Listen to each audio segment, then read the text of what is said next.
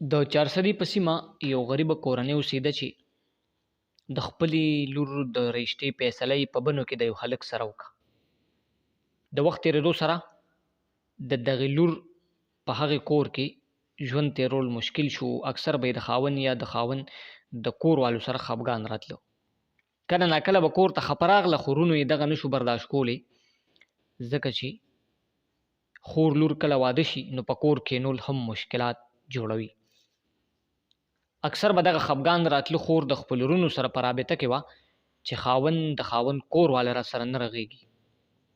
د غیرونو فیصله او کوشش وکړو چې موږ لاړ شو د خور کور جوړ کړو، د اوښې سره د هغې د سخر سره خبره وکړو دغه کور را جوړ شي. د چارسدي د سیمې نه دغه ځوانان روان شو د بنو په طرف. هلته چې لاړ دوی د روغې په کوشش کې وو، خو د بنو خلکو هغې اوښې د دې د مرګ تیاری کړی، یو نه دوه نه درې واڼه یې وله واپس د جنازې په کټ کې راولېږل. قدرمنو، دا واقعه 2 ورځې مخکې د چارسدي په سیمه رپورټ ریکارډ شوی دی. دغه یو پیغام به درکړم چې هر کله تاسو رشته کوئ نو پوره کوشش کوئ.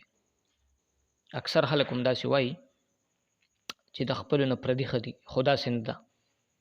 په خپلو کې د رشتو انتظام چې برابریږي نو بالکل په هیله مه کوئ.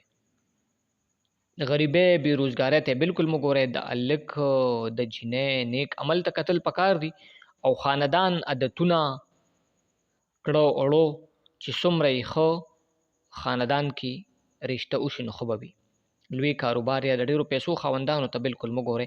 عمل ته ګورئ، تګ راتګ ته ګورئ، ناستې پاستې ته ګورئ چې انسان څنګه دی، نشه یي خو نه دی، جګړمار بدماش یا نور د غلطو خلکو دوست خو نه دی. په رشتو کې پوره کوشش کوئ. وایس آف پاکستان دستور ټي وي 400